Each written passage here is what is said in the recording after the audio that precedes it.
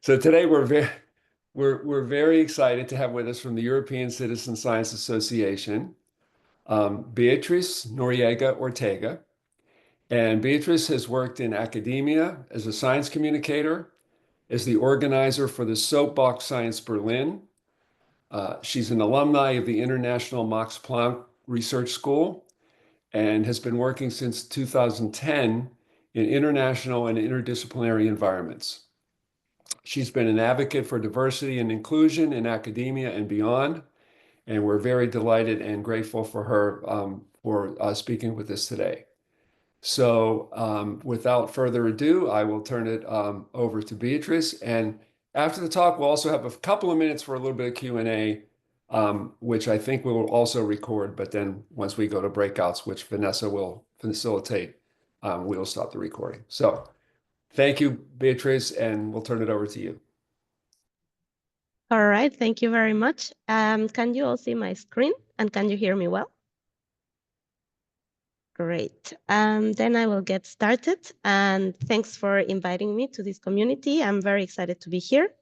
Let's get excited about citizen science today and learn a little bit about it, although I already see that many of you have been involved in this kind of projects. So let's dive into it. First, I want to tell you where I'm coming from. So I'm right now at the European Citizen Science Association, and EXA is a membership association that is started in 2014, has evolved from an informal network of citizen science practitioners to being now an influential association in Europe and beyond that supports and advocates for citizen science. And our vision and mission, so basically we see a world where people are empowered to make a positive change through science. And our mission is to make science and research open, accessible, and valuable for everyone. And right now I would want, if you are up for it, that you go quickly into Mentimeter. You can do it by going into menti.com and use the code that you see on the screen. And you can tell me how much do you know about citizen science? Is it nothing? Is it that you just know what it is? Or you know what it is and you have participated either as a practitioner of citizen science or as a citizen scientist?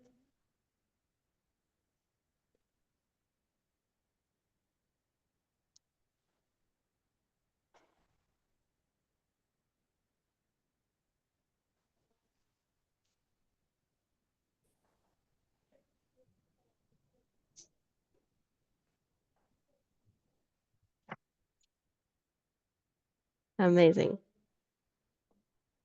I see people really know the topic, so let's anyways see what I can tell you, and hopefully I can tell you something new today. I will move on. I think probably most people already answered. So what is citizen science? Citizen science, let's look at a few different definitions.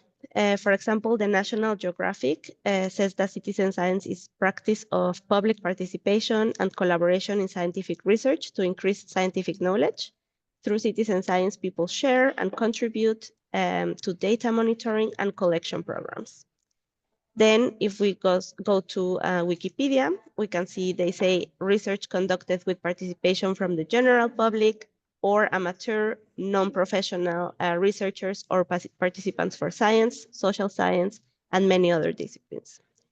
The definition of the European Citizen Science Project says that citizen science is any activity that involves the public in scientific research and thus has the potential to bring together science, policymakers, and society as a whole in an impactful way. And we have NASA's definition that says that NASA's citizen science projects are collaborations between scientists and interested members of the public. So we see there are some things that they have all in common. There are general public or members of the public. There is scientific research. Some, for example, National Geographic focuses more on the data collection, but it's basically, they have a few things in common. However, we can also think that it's not so easy to define citizen science. And in fact, there is a book that is The Science of Citizen Science, and there is an entire chapter dedicated to the challenges of the definition of citizen science. And at the end, so they list 34 different definitions. And at the end, they say, okay, actually, fitness for purpose when we choose what definition we use in which context. Citizen science can be a very old science or very new, depending on how you look at it. And we have data from citizen science dating from the 812 year when they started in Japan looking at cherry blossoms. However, it was for the first time in 1989 that the term citizen science was put into a publication. So it was over 1,000 years later that this was recognized as an actual way to do science that is acceptable, that is valuable, that, yeah. Good. Also in 1900,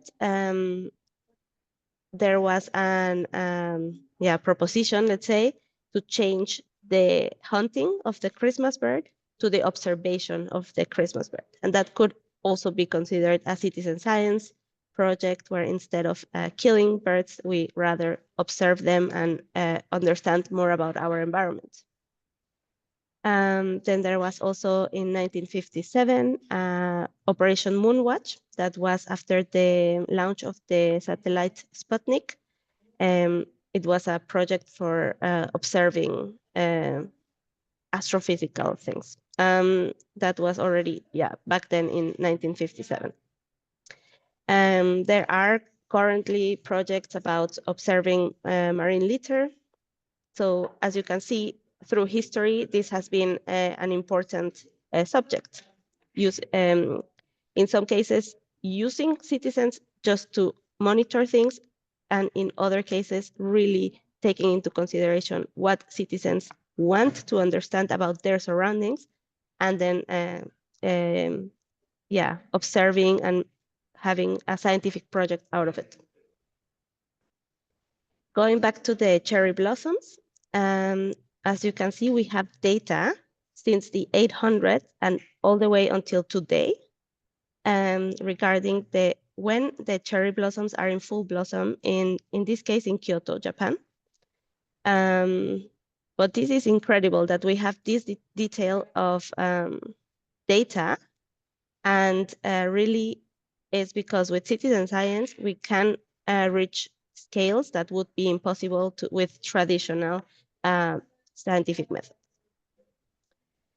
But it's not only biodiversity. There are projects about ecology, astronomy, medicine, computer science, cartography, statistics, psychology, genetics, engineering, neuroscience, biochemistry, air pollution, water pollution, high energy physics, mathematics, anything you can imagine, because everyone is different. We all have different interests, and we all deserve to be part of scientific projects that are interesting to us, and not just to the people that are creating them. We also have developed the 10 principles of citizen science at EXA, and some of them are specifically related to inclusion. And if you scan the QR code, you will get the PDF, but also you can just Google them later, or I send you the link later in the chat. So for example, the first one is about involvement, and that is many of the definitions that we saw earlier. It's about citizens or anyone acting as contributors or collaborators or project leaders in scientific practices. We have another principle that is benefits. So both the professional scientists and the citizen scientists benefit from taking part in such projects. The participation, that is that citizen scientists may, if they wish, participate in multiple stages of the scientific process. we have the feedback. Citizen scientists should receive feedback from the activities that they are taking part in. Open access. We need that citizen science projects data and metadata are made publicly available, and when possible, that they are shared in an open access format. Yes, so basically those are the ones that I chose to show you that are specifically related to inclusion, but there are some others. And now that I have already told you a few things about citizen science, I wanted you to tell me how would you define it in maybe 2 or 3 words maximum.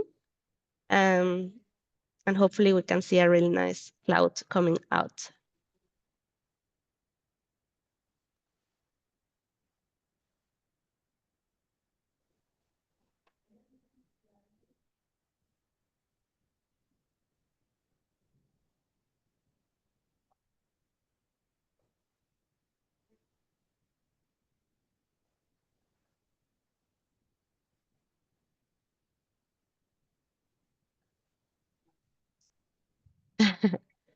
That is really nice. Data, participatory, participation, undefinable, people-powered, contribution, community-driven research.